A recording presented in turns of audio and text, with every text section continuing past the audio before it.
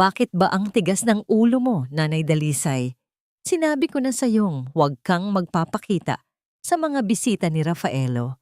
Nakakaya ang amoy mo. Nakakaya ang hitsura mo. Isang basurang tulad mo, sisirain lang ang imahe ng magiging asawa ko sa harap ng mga investors niya. Hindi ka nararapat sa bahay na ito, lalo na sa buhay namin. Ang boses ni Marisol ay parang hagupit ng latigo sa katahimikan ng malawak na kusina. Ngunit sa halip na sumagot, nanatiling nakayuko si Nanay Dalisay. Sa kanyang nanginginig na mga daliri, maingat niyang hinahawakan ang isang mamahaling butones ng tuxedo na isusuot ni Rafaelo para sa gabi ng anunsyo ng kanilang kasal. May hawak siyang karayom at sinulid. Pilit na ibinabalik ang tingga ng pagmamahal sa kasuotang yon na tila ba doon nakasalalay ang buong kinabukasan ng kanyang anak. Sa bawat tusok ng karayom sa makapal na tela, tila may tumutusok din sa kanyang puso. Namamanhid ang kanyang mga binti mula sa matagal na pagkakatayo. Ngunit mas masakit ang bawat salitang ibinabato ng babaeng pinili ng kanyang anak. Nang mabitawan niya ang butones, dahil sa panghihina, hindi ito gumawa ng malakas na ingay sa makapal na alpombra, kundi isang mahinang kalasing lamang na tila hudyat ng kanyang pagkadurog. Ano? Magbibingi-bingihan ka na naman. Muling bulyaw ni Marisol habang lumalapit. Ang bawat hakbang ng kanyang matutulis na takong ay tila itinutusok sa dignidad ng matanda. Ang sabi ko, lumayas ka na rito bago pa dumating ang mga bisita. Ayaw ni Rafaelo na makita ang isang katulong na nagpapanggap na ina sa gitna ng mga mararangyang tao. Napaatras si Nanay Dalisay nang biglang sipain ni Marisol ang basket ng mga tahiin sa paanan niya. Nagkalat ang mga sinulid at karayom sa sahig. Ramdam niya ang init ng luhang nagbabadyang pumatak, ngunit pinigil niya ito. Ayaw niyang ipakita ang kanyang kahinaan. Nanatili siyang tahimik, ang kanyang tuyot na mga labi ay bahagyang gumagalaw sa isang panalangin, siya lang ang nakakaalam. Ang kanyang mga kamay, na dati ay puno ng kalyo mula sa paglalaba at pagtitinda ng isda para lamang mapagtapos si Rafaelo, ay mahigpit na nakakuyom. Sa gitna ng tensyon, bumukas ang malaking pintuan ng mansyon. Pumasok si Rafaelo, pagod ang hitsura, ngunit bakas ang yaman sa bawat galaw. Agad na nagbago ang anyo ni Marisol. Mula sa pagiging isang malupit na kaaway, bigla siyang naging isang biktima. Mabilis niyang hinawakan ang kanyang braso at nagkunwaring umiiyak. Rafaelo, mabuti at dumating ka. Ang nanay mo, sinubukan akong saktan. Pinagsabihan ko lang naman siya na magpahinga muna dahil baka mapagod siya sa party. Pero nagalit siya. Tignan mo, itinapon pa niya ang mga gamit niya sa galit. Sumbong ni Marisol sa boses na puno ng huwad na pait. Tumingin si Rafaelo sa kanyang ina, pagkatapos ay sa nagkalat na kagamitan sa sahig. Ang pagod sa kanyang mga mata ay napalitan ng inis at pagkadismaya. Nay, ano na naman ba ito? Bakit ba kailangang laging may gulo kapag kasama mo si Marisol? Alam mong stress na ako sa business, tapos dadagdagan mo pa ang iisipin ko. Anak, hindi totoo ang sinasabi niya. Inaayos ko lang ang tuxedo mo. Ang mahinang boses ni Nanay Dalisay ay nanginginig, halos hindi marinig sa laki ng silid. Enough, Nay. Palagi ka na lang may dahilan. Putol ni Rafaelo, ang kanyang boses ay malamig. At tila walang bakas ng pagkilala sa babaeng nagbigay sa kanya ng lahat. Marisol is right. Siguro, mas mabuting huwag ka na munang lumabas ng kwarto mo mamaya. O mas mabuti pa, umuwi ka muna sa probinsya bukas. Bibigyan kita ng pera, doon ka muna magpahinga. Nakakadagdag lang sa gulo ang pananatili mo rito habang abala kami sa kasal. Tumigil ang mundo ni Nanay Dalisay. Ang bawat salita ni Rafaelo ay parang mga piraso ng bubog na pumasok sa kanyang pandinig. Ang kanyang anak, ang sanggol na dating hiniheli niya sa gitna ng bagyo. Ang batang pinagsilbihan niya hanggang sa madugo ang kanyang mga kamay. Ngayon ay itinuturing siyang isang abala, isang kahihiyan. Tumingin siya sa mga mata ni Rafaelo, naghahanap ng kahit katiting na pagmamahal, ngunit ang nakita niya lang ay ang refleksyon ng sarili niyang pagkawasak. Ang botones na kanina ay pinagsisikapan niyang ikabit ay naiwan sa sahig.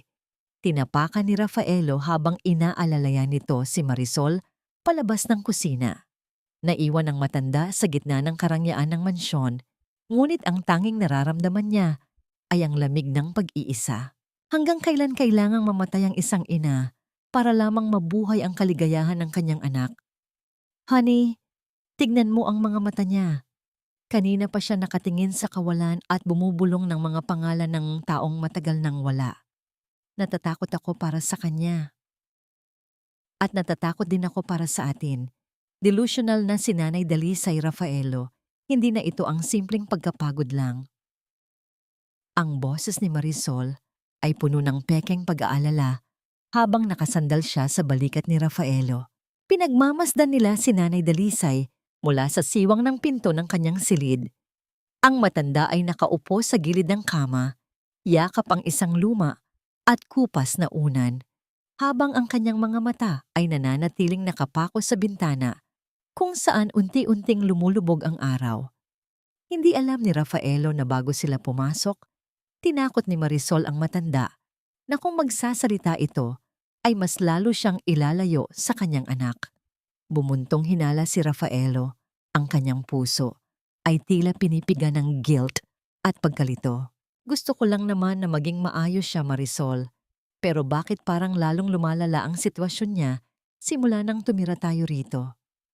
Iyon na nga ang point, babe. Baka ang ingay ng Forbes Park ang nakaka-stress sa kanya.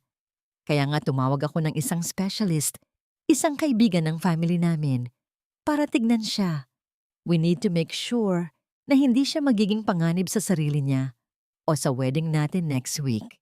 Pumasok sa silid ang isang lalaking nakaputing Amerikana, si Dr. Valdez. Sa likod ng kanyang malinis na anyo ay nagtatago ang isang taong binayaran ni Marisol para gumawa ng pekeng diagnosis. Habang sinusuri ng doktor ang matanda, pilit na hinawakan ni Nanay Dalisay ang kamay ni Rafaelo. Ang kanyang mga daliri ay malamig at nanginginig. Isang tahimik na pagsamo na huwag siyang iwan sa dilim. Rafa, anak, maayos ang isip ko. Huwag kang maniwala sa kanila. Ang mga gamot na ibinibigay niya sa akin, pinapatulog ako ng buong araw. Hindi ko na maramdaman ang sarili kong katawan. Hirap na sabi ni Nanay Dalisay. Ang kanyang boses ay parang tuyong dahon na hinihipan ng hangin. Ngunit bago pa makasagot si Rafaelo, mabilis na sumingit si Dr. Valdez. Nakikita mo yan, Mr. Shipping Magnate? Iyan ang tinatawag nating paranoid dementia. Sinisisi niya ang mga taong nag-aalaga sa kanya. Common ito sa mga pasyenteng tumatanggi sa katotohanan ng kanilang edad. Lalong humigpit ang yakap ni Nanay Dalisay sa kanyang unan. Ang bawat salita ng doktor ay parang rehas na bakal na unti-unting bumubuo ng isang kulungan sa paligid niya. Tumingin siya kay Marisol at nakita niya ang isang mabilis na ngangisi sa labi nito. Isang ngangisi ng tagumpay na tanging siya lang ang nakakakita. Sa kabilang dako ng mansyon, habang naglilinis ng kusina, hindi mapakali si Luningning. Siya ang batang katulong na laging tinitignan ni Nanay Dalisay nang may pagmamahal dahil naaalala nito ang sariling kabataan. Napansin ni Luningning ang isang maliit na botelya ng gamot na naiwan ni Marisol sa lababo. Walang label ang botelya, ngunit ang amoy nito ay matapang at kakaiba. Nagtago si Luningning sa likod ng malaking refrigerator nang marinig niya ang papalapit na mga hakbang ni Marisol. Nakita niya kung paano kinuha ni Marisol ang botelya ng bitamina na dapat ay para kay Nanay Dalisay. Sa isang mabilis at tila sanay na galaw, itinapon ni Marisol ang mga tunay na tableta sa basurahan at pinalitan ng mga ito ng mga puting tableta mula sa botelyang walang label. Diyan ka magaling, matanda. Matulog ka na lang at hayaan mo kaming maging masaya. Isang linggo na lang at kapag asawa ko na si Rafaelo, ang huling destinasyon mo ay ang mental hospital. Bulong ni Marisol sa sarili. Ang kanyang boses ay puno ng puot na sapat nang makapagpalamig ng dugo ng sino mang makakarinig. Napatakip ng bibig si Luningning sa kanyang pinagtataguan. Ang kanyang puso ay tumitibok ng mabilis, tila isang tambol na gustong sumabog sa loob ng kanyang dibdib. Natatakot siya para sa kanyang trabaho, ngunit mas natatakot siya para sa buhay ni Nanay Dalisay. Nang makaalis si Marisol, dahan-dahang lumabas si Luningning at tinignan ang basurahan. Kinuha niya ang isa sa mga tabletang itinapon, ang tunay na gamot.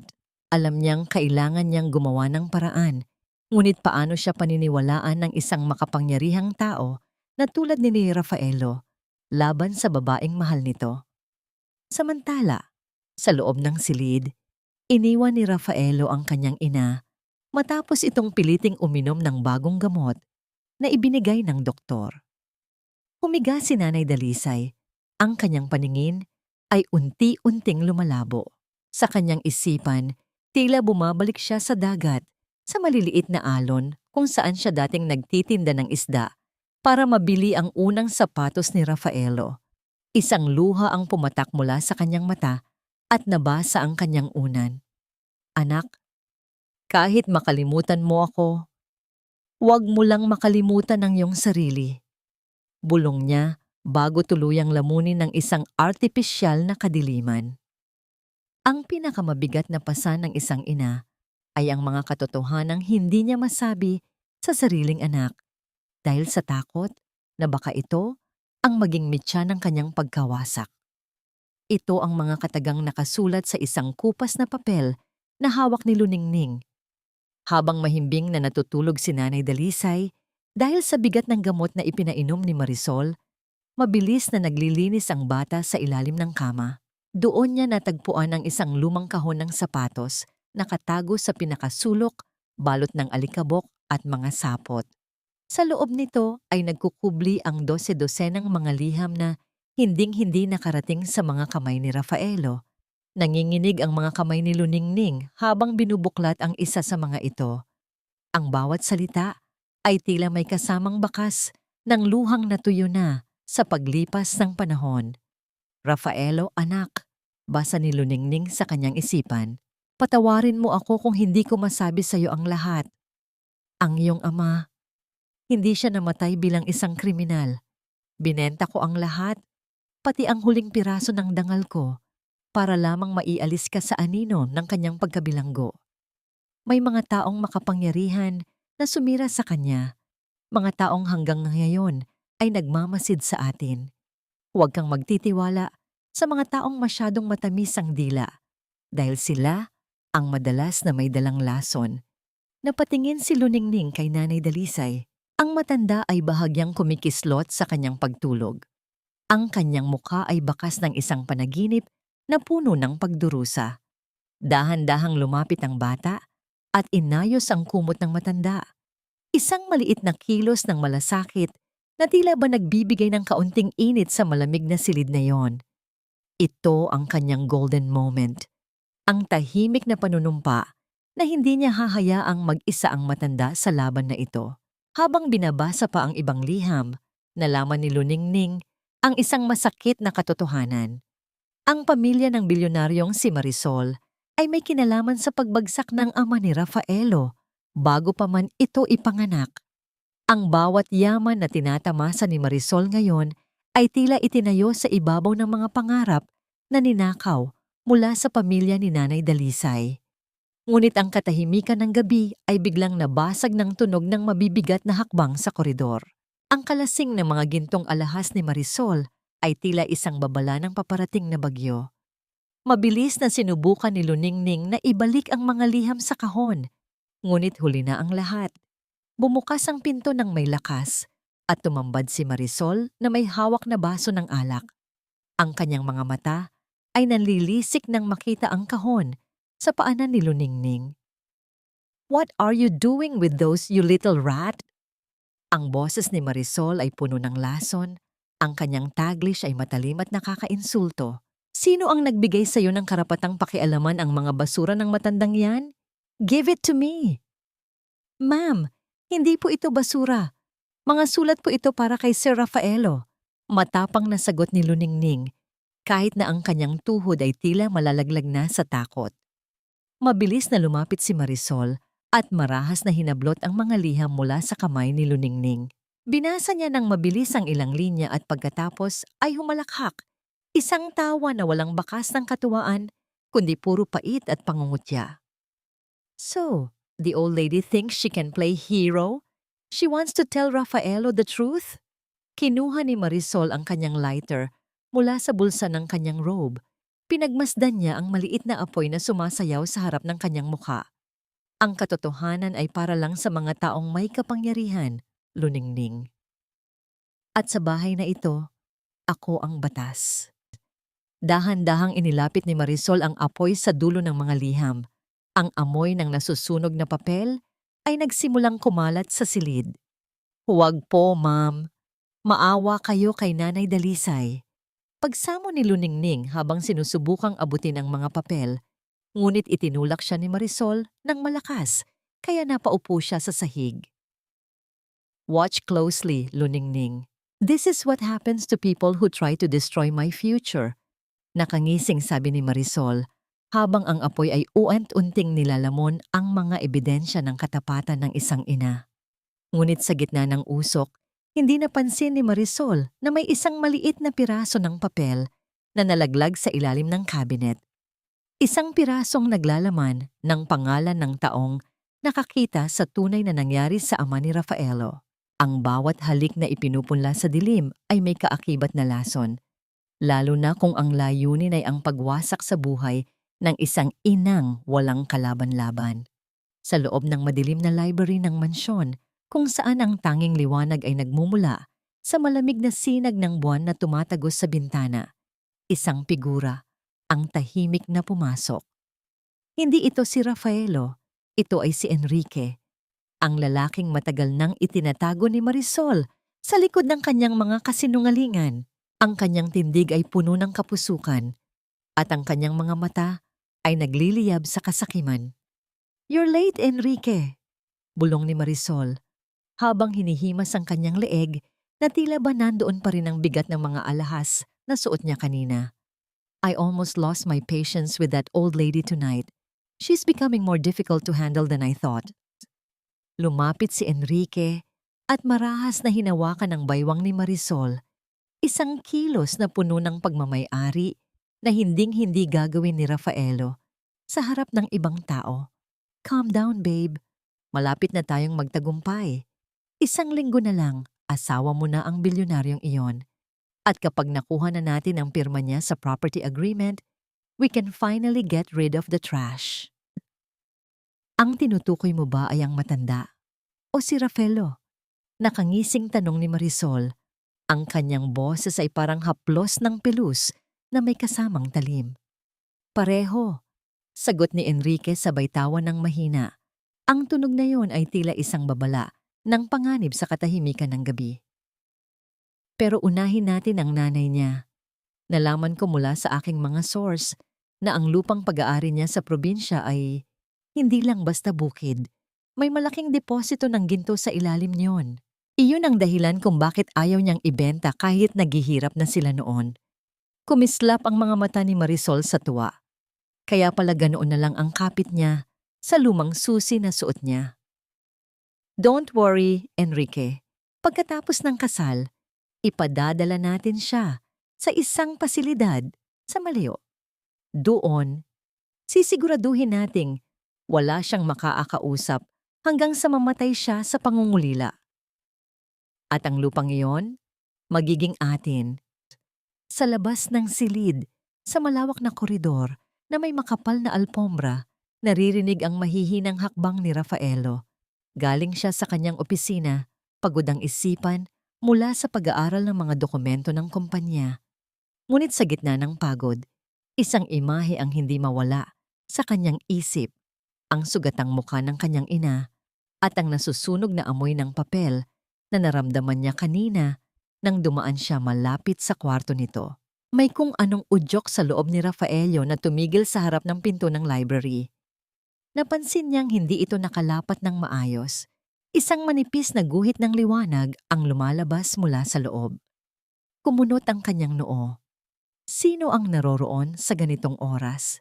Alam niyang tulog na ang mga katulong at si Marisol ay nagpaalam na magpapahinga na dahil sa sakit ng ulo. Dahan-dahan, inilapat ni Rafaelo ang kanyang kamay sa malamig na tansong hawakan ng pinto. Ang bawat tibok ng kanyang puso ay tila naririnig sa buong koridor. Ang hangin sa paligid niya ay biglang bumigat.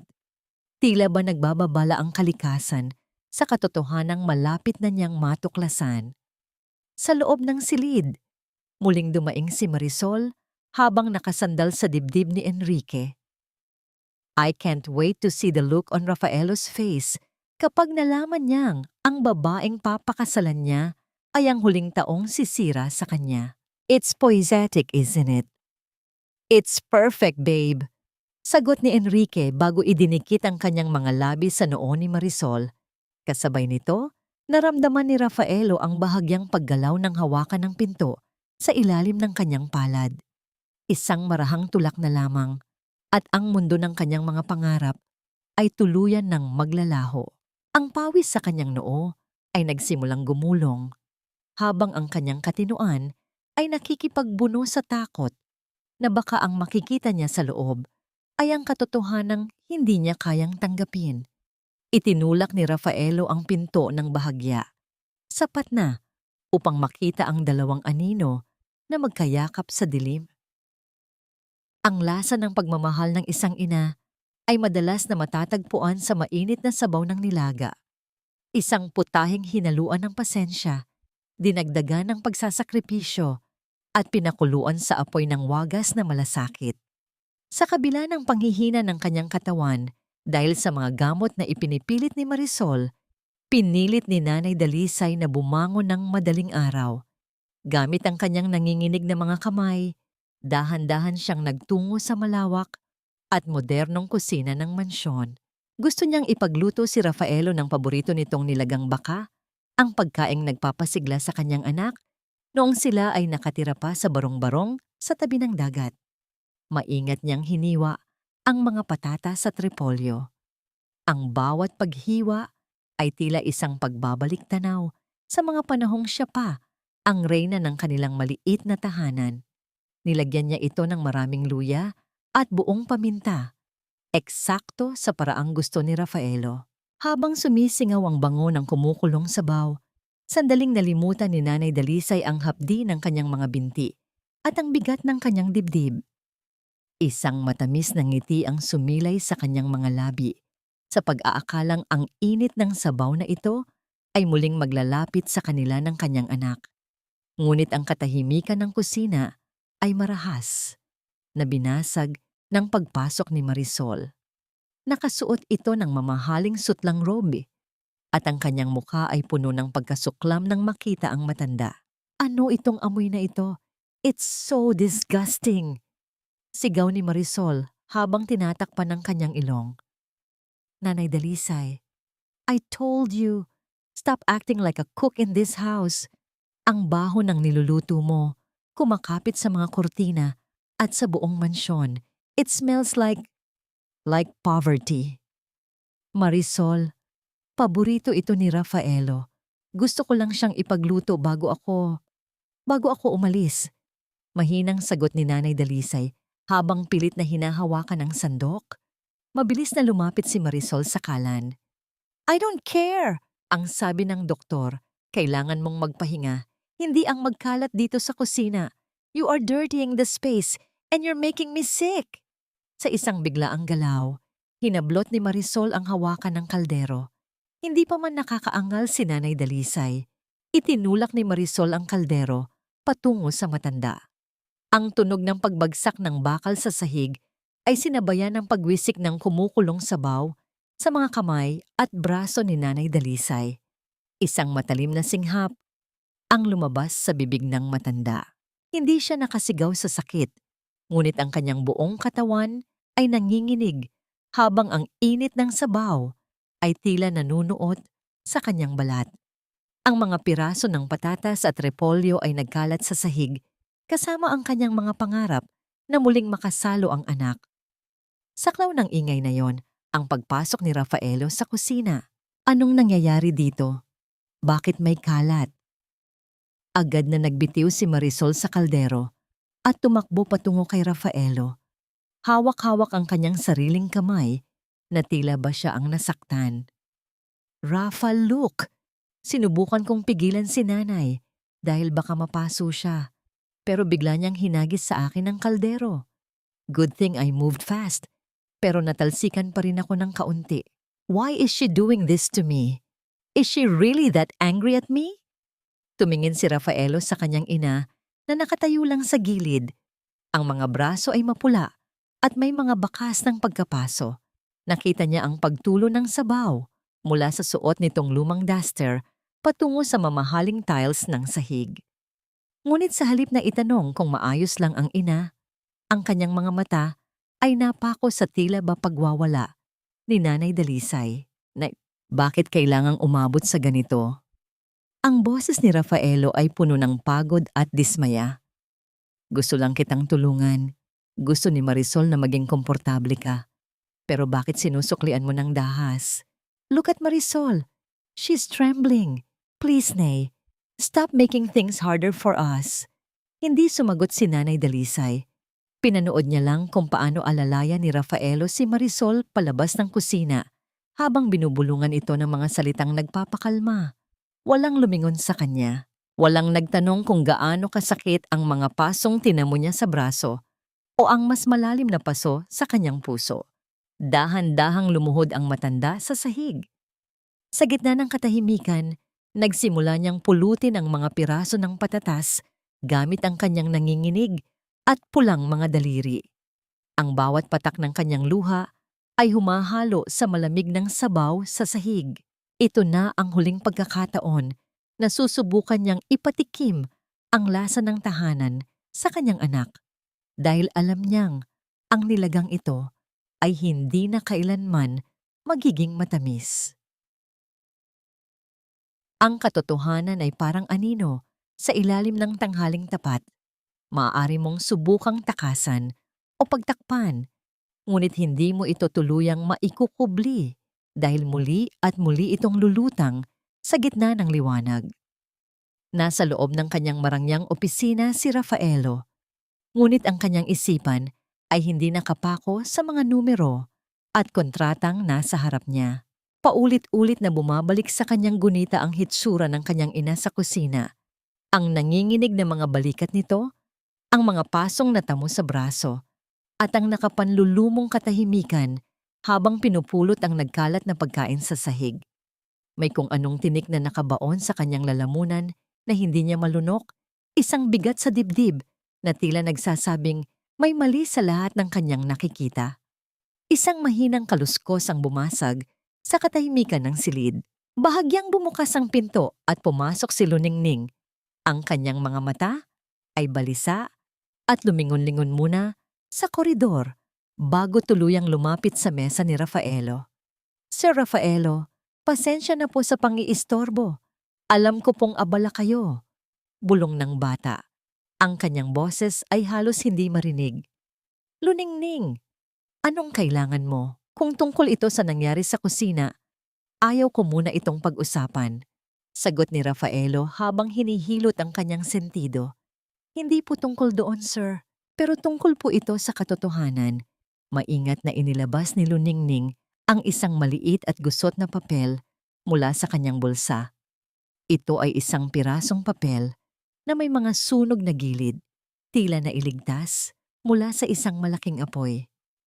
Nakita ko po ito sa kwarto ni Nanay Dalisay.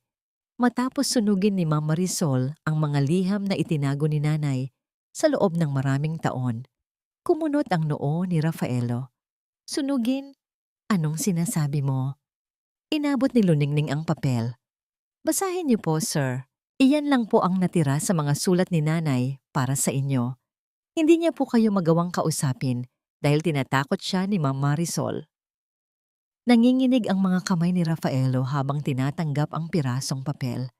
Sa kabila ng mga bakas ng uling, malinaw pa ring mababasa ang sulat kamay ng kanyang ama. Isang panulat na hindi niya makakalimutan.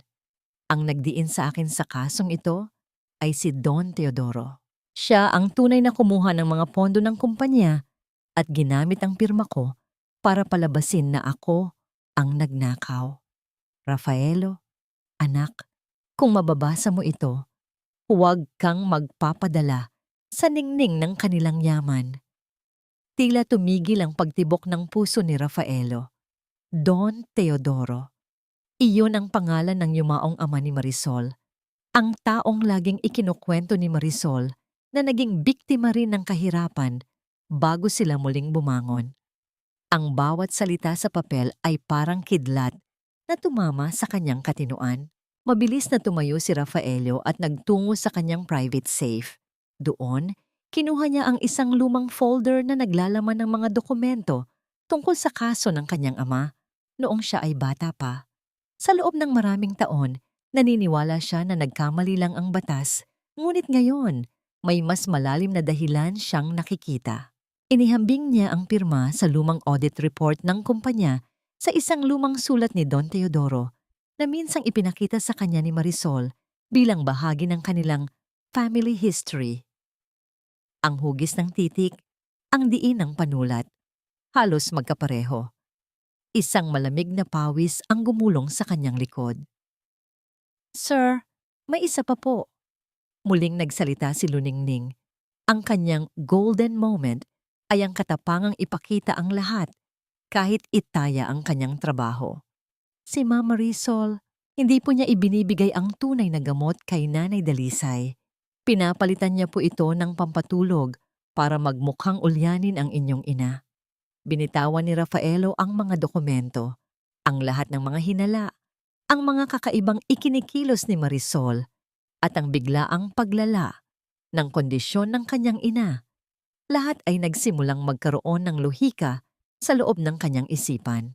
Ang babaeng pinakamahal niya, ang babaeng akala niya ay ang kanyang anghel, ay maaaring siya ring aninong sumira sa kanyang pamilya noon pa man. Ngunit bago pa siya makakilos, narinig niya ang tunog ng matutulis na takong ni Marisol sa labas ng pinto. Ang bawat hakbang nito sa sahig ay tila isang babala ng panganib. "Rafa? Honey, are you there? I brought you some coffee." Ang malamig na boses ni Marisol ay umalingaw-ngaw sa katahimikan, ngunit sa pandinig ni Rafaelo, ito ay parang hiso ng isang ahas. Mabilis na itinago ni Rafaelo ang sunog na papel at ang mga dokumento sa ilalim ng iba pang papeles. Sinanyasan niya si Luningning na magtago sa gilid ng malaking bookshelf. Ang kanyang puso ay tumitibok ng mabilis. Ang adrenaline ay nananalaytay sa kanyang mga ugat habang pinipilit niyang ayusin ang kanyang ekspresyon. Bumukas ang pinto at pumasok si Marisol na may dalang matamis na ngiti. Ang kanyang mga mata ay mapanuri habang tinititigan ang pawisang mukha ni Rafaelo. "You look pale, babe. Is everything okay?" Tanong ni Marisol habang dahan-dahang inilalapag ang tasa ng kape sa mesa. Ang kanyang kamay ay nananatiling malapit sa tumpok ng mga papel na pinagtataguan ng katotohanan. Isang gabi na lang, Nanay Dalisay. Isang gabi na lang at tuluyan ng mabubura ang bawat bakas ng iyong kahapon sa buhay na binuo ni Rafaelo. Huwag mong isiping mananalo ka dahil sa larong ito, ikaw ang pusta at ako ang laging panalo. Ang boses ni Marisol ay malamig pa sa hanging amihan na pumapasok sa silid ni Nanay Dalisay. Nakatayo siya sa paanan ng kama, pinagmamasdan ng matanda na hirap huminga dahil sa bigat ng gamot na pilit na ipinainom sa kanya kanina. Sa gitna ng kanyang panghihina, pilit na hinahawakan ni Nanay Dalisay ang isang maliit na bahagi ng lumang kumot ni Rafaelo noong sanggol pa ito. Isang piraso ng tela na puno ng tahi at lamat. Ngunit naglalaman ng lahat ng init ng kanyang pagmamahal. Ito ang kanyang tanging sandigan sa gitna ng mundong tila unti-unti na siyang kinakalimutan. "Marisol, anak, huwag mong saktan si Rafaelo." Ang gumaralgal na boses ni Nanay Dalisay ay halos isang bulong na lamang. "Kahit anong gawin mo sa akin, Huwag mo lang siyang ilayo sa katotohanan. Mahal ka ng anak ko. Huwag mong gamitin ang pag-ibig niya para sirain siya. Humalakhak ng mahina si Marisol. Ang bawat tono ng kanyang tawa ay tila isang patalim na bumabaon sa dibdib ng matanda. You don't get it, do you? Ang pag-ibig niya ang pinakamabisang armas ko. Isang salita ko lang at itatapon ka niya sa kalsada na parang basurang walang pinagsamahan. Kung gusto mong manatiling ligtas ang pinakamamahal mong anak, lulubog ka. Mawawala ka. Dahil kung hindi, sisiguraduhin kong ang lahat ng yaman niya ay maglalaho sa isang kurap lang. I can destroy him, Nanay Dalisay. Isang pirma ko lang sa mga dokumentong hawak ko at babalik kayo sa kalsada kung saan ko kayo pinulot. Naramdaman ni Nanay Dalisay ang panunuyo ng kanyang lalamunan. Ang bawat salita ni Marisol ay parang tanikala na sumasakal sa kanyang kalayaan. Ang kanyang puso ay tila isang ibon na may bali ang pakpak, pilit na kumakawala, ngunit walang patutunguhan. Ito ang internal crumbling, ang pakiramdam na ang kanyang sariling pag-iral ay naging banta sa kaligayahan ng kaisa-isa niyang kayamanan. Ang mga luhang kanina pa pinipigilan ay dahan-dahang gumulong sa kanyang kulubot na pisngi, humahalo sa pait ng kanyang pananahimik. Sa labas ng silid, nakatayo si Rafaelo sa dilim ng koridor. Ang bawat salitang binitawan ni Marisol ay tila mga hampas ng martilyo sa kanyang katinuan. Nanginginig ang kanyang mga kamay. Ang bawat daliri ay nakakuyom ng mahigpit hanggang sa bumaon ang kanyang mga kuko sa palad. Gusto niyang pumasok, gusto niyang sumigaw, at protektahan ang kanyang ina, ngunit alam niyang kailangan niyang maging matalino. Ang bawat emosyon ay kailangang itago sa ilalim ng maskara ng pagkabulag hanggang sa tamang sandali. Bago umalis si Marisol sa silid, muli niyang tinitigan ang matanda nang may pandidiri. Prepare yourself. Bukas, sa harap ng lahat, ipakikita ko sa kanila kung gaano ka kawalang halaga. Don't try to run, old lady. My people are watching every exit. Nang muling bumalik ang katahimikan sa silid, dahan-dahang bumangon si Nanay Dalisay. Ang kanyang golden moment ay ang sandaling hinalikan niya ang lumang damit ni Rafaelio na nakatago sa ilalim ng kanyang unan. Amoy araw ito, amoy ng pagod at pagsisikap. Ang amoy ng anak niyang minsan ay naging mundo niya. Alam niya ang dapat niyang gawin. Kung ang kanyang pananatili ay magiging mitya ng kapahamakan ni Rafaelo, mas mabuti pang lamunin na lamang siya ng dilim. Kinuha niya ang maliit na balutan ng kanyang mga damit at ang lumang susi na nakatago sa kanyang dibdib. Ang bawat hakbang niya patungo sa bintana ay puno ng hirap, ngunit ang bawat kirot sa kanyang katawan ay tinalo ng tibay ng kanyang loob. Ang pagsasara ng bintana ay hindi lumikha ng anumang ingay, ngunit sa puso ni Nanay Dalisay, ito ang huling paalam. Kinaumagahan, ang sikat ng araw ay tumama sa malawak na mansyon, hudyat ng araw ng kasal. Pumasok si Rafaelo sa silid ng kanyang ina upang dalhan ito ng pagkain. Isang maliit na paraan ng paghingi ng tawad sa kanyang puso. Ngunit ang tanging sumalubong sa kanya ay ang lamig ng silid at ang bukas na bintana kung saan pumapasok ang malakas na hangin. Walang Nanay Dalisay sa kama. Ang tanging naiwan sa gitna ng unan ay ang lumang susi na palaging iniingatan ng matanda at isang maikling sulat na may bakas ng dugo mula sa mga sugat sa kamay nito. Napatitig si Rafaelo sa bakanting silid. Nay, nasaan ka? Ang kanyang boses ay isang pagsusumamo na walang sagot. Ang bawat segundo ng katahimikan ay tila isang sumpa na nagsasabing huli na ang lahat. Sino ang nagpapasok sa maruming pulubing ito sa gitna ng aking kasal? Guards, ilabas ang baliw na yan bago niya tuluyang madumihan ang pinakamahalagang araw ng buhay ko.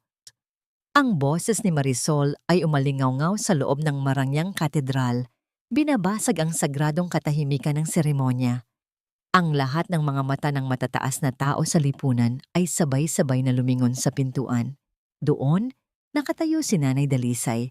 Basang-basa ang kanyang lumang duster mula sa biglaang buhos ng ulan sa labas. Ang kanyang mga paang nakayapak ay puno ng putik at ang kanyang buhok ay tila pugad ng ibon. Kagagaling niya lang sa isang gabi ng pagtatago sa ilalim ng tulay, ngunit ang pagmamahal ng isang ina ay mas malakas kaysa sa takot. Bumalik siya dahil gusto niyang masilayan ang kanyang anak sa huling pagkakataon bago siya tuluyang lumayo. Habang naglalakad si Nanay Dalisay sa gitna ng aisle, ang bawat hakbang niya ay nag-iiwan ng bakas ng dumi sa puting alpombra. Ang bango ng libu-libong imported na lila at rosas ay tila nakikipaglaban sa amoy ng pawis at ulan na dala ng matanda. Ito ang muling paghaharap na puno ng pait. Sa paningin ng mga bisita, siya ay isang abala. Sa paningin ni Marisol, siya ay isang banta na dapat durugin sa harap ng lahat. Mabilis na lumapit si Marisol. Ang kanyang milyong-pisong wedding gown ay humahulas sa sahig. Sa isang marahas na galaw, kinuha niya ang baso ng wine mula sa kamay ng isang waiter at sadyang itinatapon ito sa sarili niyang gown. Pagkatapos ay itinuro ang matanda. "Tignan niyo, sinubukan niya akong saktan. Sinira niya ang gown ko." Sigaw ni Marisol. Ang kanyang mga mata ay nanlilisik sa galit. "You're not just a beggar, you're a curse. At dahil dinumihan mo ang sapatos ko, linisin mo ito. Now, kwiling ka sa harap ko at gamitin mo ang basahan na yan para kuminang muli ang suot ko." Ang buong simbahan ay napasinghap. Si Nanay Dalisay ay dahan-dahang lumuhod. Ang kanyang internal crumbling ay hindi na dahil sa pisikal na pagod, kundi dahil sa kahihiyang nararamdaman niya para sa kanyang anak na nakatayo lamang sa dambana. Ang kanyang mga tuhod ay tumama sa matigas na sahig at gamit ang dulo ng kanyang basang duster, sinimulan niyang punasan ang sapatos ni Marisol. Ang bawat hagod ng kanyang kamay ay sinasabayan ng tahimik na pag-agos ng kanyang luha, na tila ba dinidilig ang dambana ng sarili niyang dugo at pawis. "Rafaelo, anak, tignan mo ako." Bulong ni Nanay Dalisay sa kanyang isipan. Ang kanyang mga mata ay nakatingin sa paanan ng kanyang anak. Hindi makapangahas na tumingin sa mukha nito. Inaasahan niyang ito na ang huling sandali na makikita niya ang mukha ng batang dati ay pinoprotektahan niya sa bawat lamig ng gabi. Nakatayo si Rafaelo sa harap ng altar. Ang kanyang mukha ay tila estatwa ng yelo. Walang mababakas na emosyon sa kanyang mga mata, ngunit ang kanyang mga kamao ay nakakuyom ng husto sa loob ng kanyang taksedo. Pinanood niya ang bawat segundo ng pagpapakumbaba ng kanyang ina. Pinanood niya kung paano tapakan ni Marisol ang mga daliri ng matanda habang pilit itong pinaglilinis. Ang tensyon sa loob ng simbahan ay maaari nang hiwain ng kutsilyo. Ang mga bulong-bulungan ng mga bisita ay tila mga bubuyog na sumusurot sa pandinig ni Rafaelo. Kahiya-hiya. Sino ba ang matandang iyan? Dapat ay nasa kalsada ang ganyang uri ng tao. Sa gitna ng katahimikan, binitawan ni Marisol ang isang huling insulto. "Pagkatapos mong linisin ang sapatos ko, lumayas ka na. Hindi ka kailangan dito at hinding-hindi ka magiging bahagi ng pamilyang ito. Rafaelo, sabihin mo sa kanya. Sabihin mo sa matandang ito na hindi mo siya kilala." Dahan-dahang humakbang si Rafaelo pababa mula sa dambana. Ang tunog ng kanyang sapatos ay tila hudyat ng kamatayan para sa katahimikan. Huminto siya sa harap ng kanyang ina na kasalukuyan pang nakaluhod. Inabot niya ang mikropono mula sa malapit na lectern. Tumingin si Rafaelo sa buong audience, pagkatapos ay kay Marisol, at huli sa kanyang inang nakayuko sa putikan. Ang kanyang boses, nang magsalita siya, ay hindi nanginginig. Ito ay malalim, malamig, at puno ng isang kapangyarihang ngayon lamang narinig ng lahat. Tama si Marisol. May isang taong hindi nararapat sa harap ng dambanang ito. May isang taong dapat lumayas sa buhay ko ngayon din. Kinuha ni Rafaelo ang kamay ni Nanay Dalisay at pilit itong pinatayo. Hindi alintana ang putik na kumapit sa kanyang puting barong. Ang kanyang mga mata ay direktang nakatitig sa nanginginig na si Marisol. Tama si Marisol. May isang taong hindi nararapat sa harap ng dambanang ito. May isang taong dapat lumaya sa buhay ko ngayon din. At ang taong yun ay ikaw, Marisol. Ang boses ni Rafaelo ay hindi sumigaw. Ngunit ang bawat salita niya ay tila isang malakas na sampal na umalingaw-ngaw sa bawat sulok ng katedral. Ang hawak niyang mikropono ay nanginginig ng bahagya, hindi dahil sa takot, kundi dahil sa matinding puot na matagal niyang kinimkim. Ang lahat ng bisita ay napatayo. Ang mga bulungan ay napalitan ng isang nakabibinging katahimikan habang pinagmamasdan nila ang mukha ni Marisol na biglang nawalan ng kulay. Rafa, what are you talking about? Are you crazy? Nanay Dalisay is the one who... Hindi na natapos ni Marisol ang kanyang sasabihin. Sa isang iglap, ang dambuhalang LED screen sa likod ng altar na kanina ay nagpapakita ng kanilang mga pre-wedding photos na puno ng huwad ng ngiti ay biglang nagbago. Ang katedral ay napuno ng usok ng katotohanan nang lumabas ang isang video recording. Malabo ang kuha, ngunit malinaw ang boses. Si Marisol at Enrique, magkayakap sa library, nagtatawanan habang pinaplano ang pagpapatapon kay Nanay Dalisay sa mental hospital at ang pagkuha sa lahat ng yaman ni Rafaelo. It's a lie! That's edited! Rafaelo, don't believe them! Sigaw ni Marisol. Ang kanyang boses ay pumiyok sa desperasyon habang ang kanyang mga kamay ay pilit na inaabot ang braso ni Rafaelo. Ngunit hindi siya tinignan ni Rafaelo. Ang kanyang atensyon ay nasa kanyang inang nakaluhod pa rin sa putikan. Sa harap ng 300 bisitang kabilang sa pinakamayayaman sa bansa, dahan-dahang lumuhod si Rafaelo. Inalis niya ang kanyang mamahaling tuksido at itinatabi ito. Pagkatapos ay kinuha niya ang kanyang puting panyo. Ito ang golden moment na hinding-hindi malilimutan ng sinumang nakasaksi. Gamit ang panyo, dahan-dahang pinunasan ni Rafaelo ang putik sa mga paa ni Nanay Dalisay. Hindi siya nandidiri sa dumi. Sa halip, bawat pahid niya ay tila isang paraan ng paghingi ng tawad sa bawat segundong hinayaan niyang masaktan ang babaeng nagbigay sa kanya ng buhay. Nay, patawarin mo ako. Patawarin mo ang bulag mong anak. Bulong ni Rafaelo. Ang kanyang mga luha ay sa wakas ay pumatak at humalo sa tubig na kanyang ipinampupunas sa paa ng ina. Anak, tama na. Huwag dito. Pagsamo ni Nanay Dalisay, habang ang kanyang mga kamay ay dahan-dahang hinahaplos ang buhok ng anak. Sa gitna ng kahihiyan, ang tanging iniisip pa rin ng ina ay ang dangal ng kanyang anak. Tumayo si Rafaelo, dala ang isang panibagong lakas. Humarap siya kay Marisol na ngayon ay mukha ng isang baliw sa gitna ng altar. Hindi lang ang pagtataksil mo ang nalaman ko, Marisol. Hawak ko na ang mga dokumentong nagpapatunay na ang tatay mo ang pumatay sa dangal ng tatay ko. Ninakaw niyo ang aming buhay noon at akala niyo ay mananakaw niyo rin ang aming kinabukasan ngayon. You're wrong. Lumitaw si Luningning sa gilid, dala ang mga orihinal na sulat na hindi tuluyang nasunog at ang botelya ng pekeng gamot na ipinapalit ni Marisol. Isang kolektibong paghulas ng hininga ang narinig mula sa mga bisita. Ang maldita ay tuluyan ng nahubaran ng maskara. Hindi niyo ako matatalo. Akin ang lahat ng ito. Sa sobrang galit at pagkapahiya, nawala ang huling katinuan ni Marisol.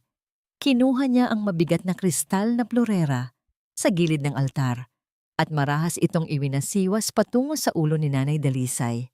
Nay! Sigaw ni Rafaelo habang pilit na humaharang. Ngunit bago pa man tumama ang kristal, isang matigas na kamay ang humablot sa braso ni Marisol. Ang tunog ng pagkabali ng ilang buto sa higpit ng hawak ay narinig, kasabay ng pagpasok ng mga lalaking nakauniporme mula sa likod ng katedral. Aunt, bitawan niyo ako. Hindi niyo alam kung sino ang kinakalaban niyo. Rafaelo, pagsisisihan mo ito. Akin ang mansyong yun. Akin ang lahat ng yaman mo. Ang matitinis na tili ni Marisol ay dumurog sa huling bahagi ng kabanalan ng katedral.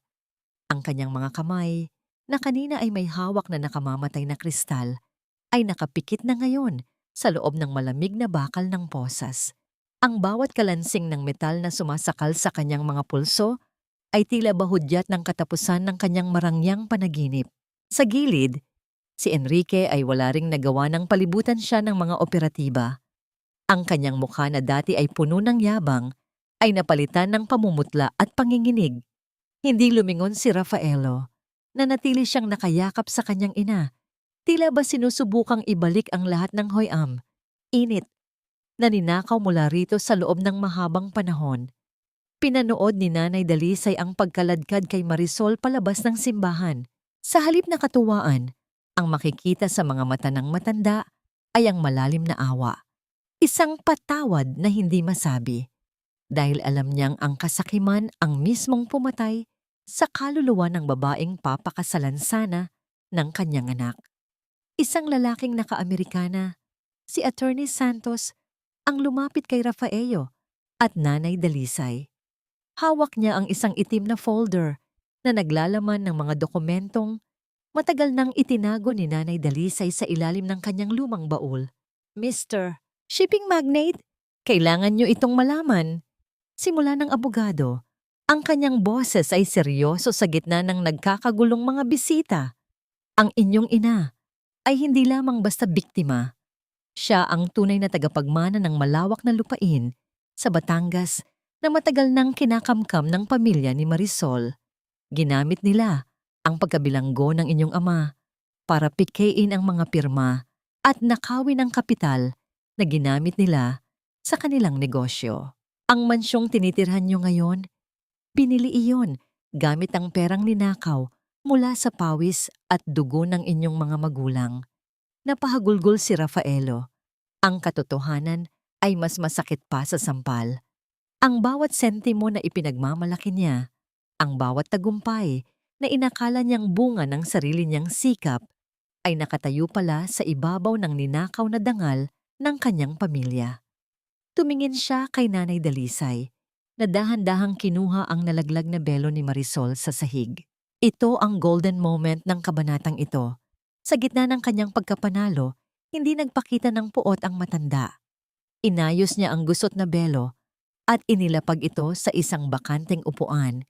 Tila ba iniiwan na rin doon ang lahat ng pait ng nakaraan. Anak, ang yaman ay lumilipas. Bulong ni Nanay Dalisay habang hinahawakan ang pisngi ni Rafaelo. Pero ang katapatan at ang malinis na pangalan, iyan ang tanging hinding-hindi mananakaw ng kahit sinong Marisol sa mundo. Sa labas ng katedral, habang isinasakay sa sasakyan ng pulis, nakita ni Marisol ang paglabas ni Rafaelo at Nanay Dalisay. Hindi sila nakasakay sa mamahaling limousine. Sa halip, marahang inaalalayan ni Rafaelo ang kanyang ina patungo sa isang simpleng sasakyan, palayo sa kislap ng mga hiyas na naging mitya ng kanilang pagdurusa.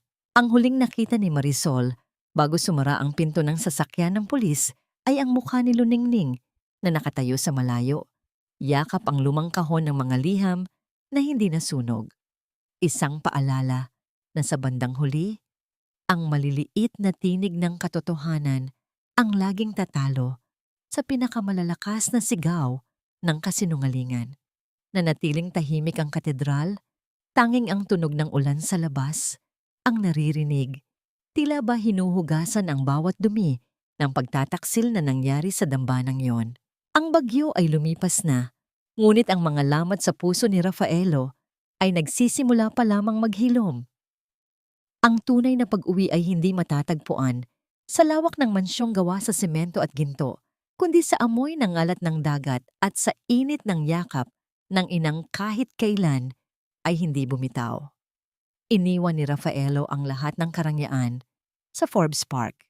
Sa loob ng isang linggo matapos ang gulo sa katedral, ipinagbili niya ang mga ari-ariang nabuo mula sa nakaw na yaman ng pamilya ni Marisol at ibinalik ang hustisya sa mga taong biktima ng kanilang kasakiman. Ngayon, sa harap ng isang maliit at lumang bahay na yari sa Kawayan at Nipa sa tabing dagat ng Batangas, nakatayo ang mag-ina. Ang tunog ng mga alon na marahang humahampas sa pampang ay tila isang oyayi na nagpapatulog sa mga sugat ng nakaraan. Dahan-dahang pumasok si Nanay Dalisay sa loob ng bahay. Hinawakan niya ang mga dingding na may mga bakas pa ng kanyang mga luma at kupas na litrato. Ang amoy ng tuyong isda at sariwang hangin ay tila gamot na humihilom sa kanyang pagod na baga. Naupo siya sa isang lumang tumba-tumba. Ang kanyang mga mata ay nagniningning habang pinagmamasdan ang kanyang anak na kasalukuyang nag-aayos ng kanilang mga gamit. Nay, ayos lang ba ang higaan mo? Gusto mo bang palitan natin ang mga unan? Tanong ni Rafaelo. Ang kanyang boses ay puno ng pag-aalala. Ang kanyang mga kamay na dating sanay sa pagpirma ng mga milyong pisong kontrata ay puno na ngayon ng dumi mula sa paglilinis ng kanilang munting tahanan. Hindi sumagot si Nanay Dalisay. Sa halip ay tinitigan niya lang ang kanyang anak. Nakita niya ang pagbabago sa mga mata nito. Wala na ang hambog na kislap ng isang bilyonaryo. Napalitan ito ng isang malalim at payapang liwanag. Sa gitna ng katahimikan ng gabi, habang ang tanging naririnig ay ang huni ng mga kuliglig, lumapit si Rafaelo sa paanan ng kanyang ina. Dahan-dahan siyang lumuhod. Ang kanyang mga tuhod ay tumama sa magaspang na sahig na kawayan. Ipinatong niya ang kanyang ulo sa kandungan ni Nanay Dalisay eksakto sa paraang ginagawa niya noong siya ay musmos pa lamang na natatakot sa kulog at kidlat. Ito ang golden moment ng kanilang muling pagsasama. Naramdaman ni Rafaelo ang marahang haplos ng magaspang at kulubot na kamay ng kanyang ina sa kanyang buhok. Ang haplos na yon ay tila nagbubura sa bawat pagkakamali, bawat masakit na salita, at bawat segundong kinalimutan niya ang kanyang pinagmulan. Nay, patawad po. Patawad dahil hinayaan kong bulagin ako ng pera. Patawad dahil muntik na kitang mawala dahil sa aking kahangalan. Ang bawat salita ni Rafaelo ay may kasamang hikbi na tila nanggagaling sa pinakamalalim na bahagi ng kanyang kaluluwa. Anak, ang pagpapatawad ay hindi kailangang hilingin sa isang ina. Dahil bago mo pa man gawin ang iyong pagkakamali, ay napatawad na kita. Bulong ni Nanay Dalisay. Ang kanyang boses ay tila haplos ng hangin. Ang mahalaga ay nandito ka na. Ang mahalaga ay nahanap mo na muli ang daan pabalik sa iyong sarili. Sa kabilang bahagi ng bakuran, isang figura ang dahan-dahang lumapit. Dala ang isang basket ng mga sariwang mangga at tinapay. Si Luningning. Nakasuot siya ng isang simpleng duster na may bulaklak at ang kanyang mukha ay maliwanag pa sa sinag ng buwan. Tumigil siya nang makita ang mag-ina na nagdarasal at nag-iiyakan sa loob. Isang matamis na ngiti ang sumilay sa kanyang mga labi. Nang mapansin ni Rafaelo si Luningning, dahan-dahan siyang tumayo at lumabas ng bahay. Ang kanilang mga mata ay nagtagpo sa ilalim ng mga bituin. Ang slow burn na damdamin ay tila nagsisimula ng mag-alab. Hindi dahil sa pagnanasa, kundi dahil sa respeto at pasasalamat. Luningning, salamat sa lahat. Kung hindi dahil sa iyo, baka huli na ang lahat, sabi ni Rafaelo. Ang kanyang boses ay may halong kilig na tila ba siya ay isang binatilyong muling natututong magmahal. Wala iyon si Rafaelo. Ay Rafaelo na lang pala. Biro ni Luningning, ang kanyang tawa ay tila tunog ng maliliit na kampana sa pandinig ng lalaki. Ang mahalaga ay maayos na ang lahat. At ang Nanay Dalisay, masaya akong makita siyang nakakangiti muli. Kinuha ni Rafaelo ang basket mula sa kamay ni Luningning. Ang kanilang mga daliri ay sandaling nagkadikit. Sapat na upang magpadala ng kuryente ng pag-asa sa puso ng bawat isa. Ngunit ang kapayapaang ito ay tila may kasamang isang huling katanungan. Sa gitna ng kanilang pag-uusap, isang itim na sasakyan ang dahan-dahang huminto sa dulo ng kalsada, malayo sa kanilang kinatatayuan. Sino ang taong nasa loob ng sasakyang yon na tahimik na nagmamasid sa kanilang muling pagsisimula? Mayroon pa bang huling anino mula sa nakaraan na hindi pa tuluyang naglalaho? Ang ginto ay sinusubok sa apoy, ngunit ang katatagan ng puso ng isang tao ay sinusubok sa gitna ng unos at salamat ng pagkabigo. At sa bawat dapit hapon, laging may kasunod na bukang liwayway na nagdadala ng bagong pag-asa. Isang buwan na ang lumipas mula ng lisanin ni na Rafaelo, ang ingay at karangyaan ng Maynila. Ang misteryosong sasakyang huminto sa dulo ng kalsada noong nakaraang gabi ay hindi pala kaaway, kundi si Attorney Santos. Dala niya ang huling balita ng tagumpay, ang formal na pagbabalik ng lahat ng titulo ng lupa sa pangalan ni Nanay Dalisay at ang hatol na habambuhay na pagkabilanggo para kina Marisol at Enrique. Ang katarungan na matagal nang nabaon sa limot ay sa wakas ay sumibol na parang isang halamang dinilig ng mga luha ng pagtitiis. Ngunit para kay Rafaelo, ang tunay na kayamanan ay hindi ang mga papel na hawak ng abogado. Ang kanyang kayamanan ay ang pagkakataong magising sa bawat umaga na ang amoy ng sinangag at barakong kape na inihahanda ng kanyang ina ang sumasalubong sa kanya. Wala na ang kanyang mga mamahaling relos at sapatos. Pinalitan ito ng simpleng tsinelas at mga kamay na unti-unti nang nagkakaroon ng kalyo mula sa pagtulong sa mga mangingisda sa Pampang. Sa ilalim ng malaking puno ng mangga sa tapat ng kanilang bahay, nakaupo si Nanay Dalisay habang maingat na nananahi. Hindi na ito ang tuxedo ni Rafaelo, kundi isang simpleng kurtina para sa kanilang munting bintana. Ang bawat tusok ng kanyang karayom ay may kasamang himig ng isang lumang kundiman.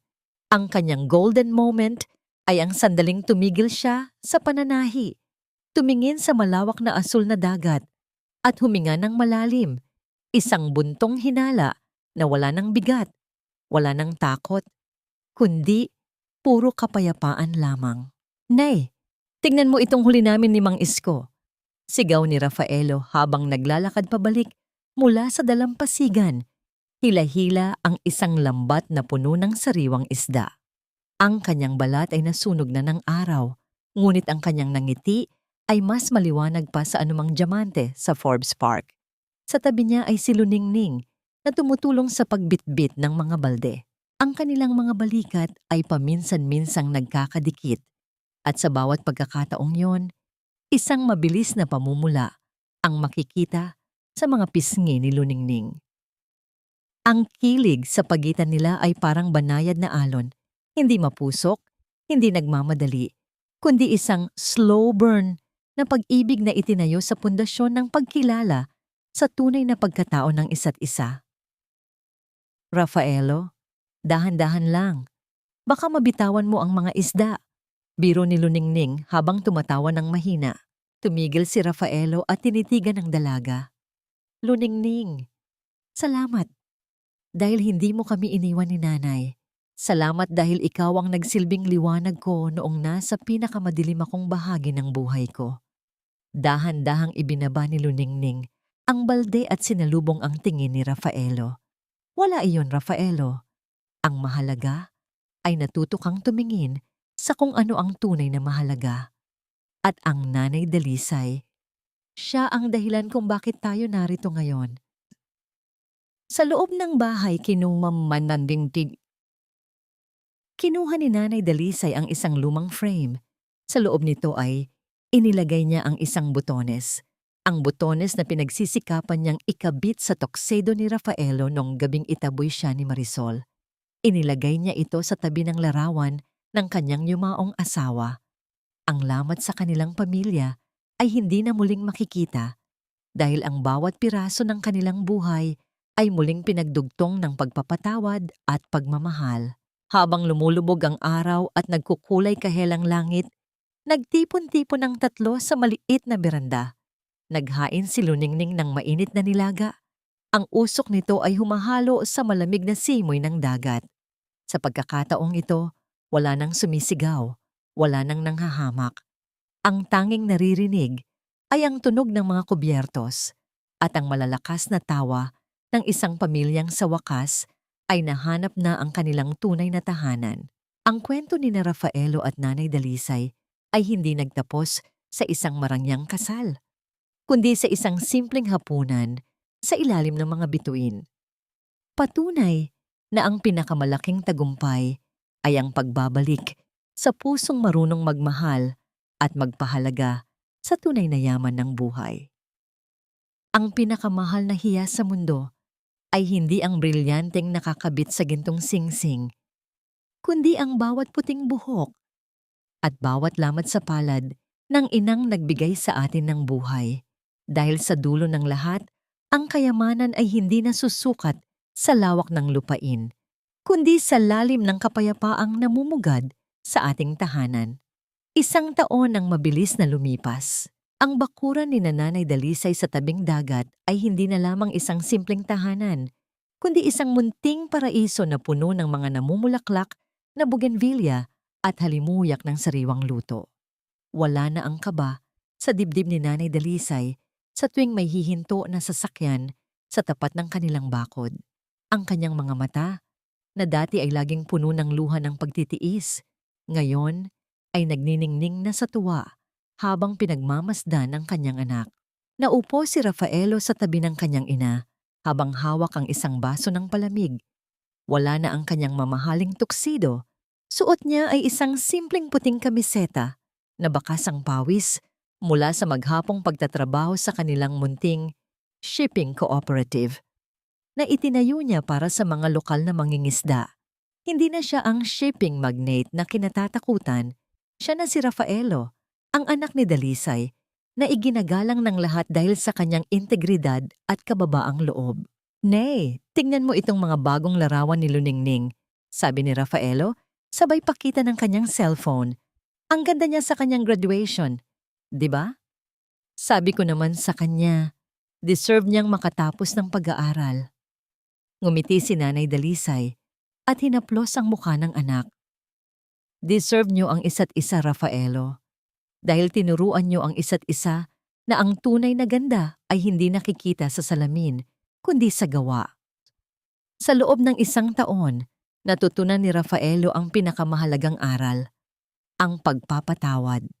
Napatawad na niya ang kanyang sarili sa pagkabulag niya noon. Napatawad na rin niya ang alaala ni Marisol, hindi dahil karapat-dapat ito sa kapatawaran, kundi dahil ayaw na niyang bitbitin ang bigat ng puot sa kanyang bagong buhay. Ang balita mula sa kulungan ay hindi na niya binibigyang pansin. Ipinaubaya na niya ang lahat sa batas at sa Panginoon. Nahanap na ba nila ang kapayapaan? Oo. Matatagpuan ito sa bawat hapunan na sabay-sabay silang nagdarasal. Matatagpuan ito sa bawat mano ni Rafaelo sa kanyang ina bago umalis ng bahay. Ang katahimikan ng gabi sa Batangas ay hindi na nakakatakot. Ito ay tila isang yakap na nagsasabing ligtas na sila. Ang mga lamat sa kanilang kristal na pangarap noon ay hindi na naging hadlang, kundi naging disenyo ng isang mas matibay at mas magandang bukas. Ang aral na iniiwan ng kwentong ito sa bawat tindya, tagapakinig, ay simple lamang. Huwag nating hintayin na mawala ang ating mga magulang bago natin sila pahalagahan. Ang tagumpay ay walang saysay kung ang taong nagtulak sa iyo patungo sa itaas ay pilit mong ibinababa dahil sa iyong kahihiyan. Ang bawat Nanay Dalisay sa mundo ay nararapat sa isang trono ng respeto, hindi sa isang basahan ng paglait. Dahil sa bawat dapit hapon ng ating mga pagsubok, laging may kasunod na umagang puno ng pag-asa at pagmamahal na hinding-hindi magmamaliw. Mga mahal naming tagapakinig, narating na natin ang huling pahina ng ating kwento. Mula sa kaibuturan ng aking puso, nais kong magpasalamat sa inyong matiyagang pagsama sa paglalakbay ni Nanay Dalisay at Rafaelo. Salamat sa pagtitiwala at sa bawat minutong inilaan ninyo upang damayan ang kanilang pagluha at makitawa sa kanilang muling pagbangon. Habang isinusulat ko ang bawat kabanata ng ating nobela, lalo na ang bahagi kung saan pilit na pinaluluhod si Nanay Dalisay Sa harap ng dambana ng kahihiyan, gumuho rin ang aking puso. May mga sandaling kailangan kong huminto at huminga ng malalim dahil ang bawat lamat sa kanilang pamilya ay tila lamat din sa aking sariling gunita. Ang kwentong ito ay hindi lamang bunga ng aking imahinasyon. Ito ay hango sa mga tunay na sakripisyo ng mga inang nakikilala ko sa totoong buhay. Mga inang ang tanging sandigan ay ang kanilang dangal at ang wagas na pag-ibig para sa kanilang mga anak. Nais ko sanang mag-iwan ng kwentong ito ng isang maliit na liwanag sa inyong mga puso, tulad ng isang maliit na buto na itinanim sa gitna ng tuyot na lupa. Ang pagpapatawad at pag-asa ay laging makakahanap ng paraan upang sumibol basta't meron tayong pananalig. Ang pagpapatawad ay hindi paglimot sa nakaraan, kundi ang pagpili na huwag nang hayaang kontrolin ng sakit ang inyong kinabukasan. Ngunit sa pagtatapos ng ating kwento, nais kong tanungin kayo, sa inyong palagay, sapat na ba ang ginawang pagsisisi ni Rafaelo upang tunay na mabura ang lahat ng pait na idinulot niya sa kanyang ina? O ikaw ba, sa iyong sariling karanasan, kaya mo ring patawarin ang taong pinakamalapit sa iyo na siya ring naging sanhi ng iyong pinakamalalim na sugat? Sana ay naging bahagi kami ng inyong pahinga at naging inspirasyon sa inyong araw-araw na gawain. Kung inyong nagustuhan ang ating munting obra, malaking tulong po para sa amin. Kung inyong i-click ang like button, ibabahagi ang video na ito sa inyong mga mahal sa buhay at mag-iiwan ng inyong mga saloobin sa comment section. Ang inyong mga komento ang nagsisilbing lakas namin upang patuloy na lumikha ng mga kwentong may katuturan at damdamin. Hanggang sa susunod nating paglalakbay sa mundo ng mga salita at emosyon. Maraming salamat, mga kababayan, at nawai laging manatili ang pag-ibig sa inyong mga tahanan. Pagpalain kayo ng may kapal.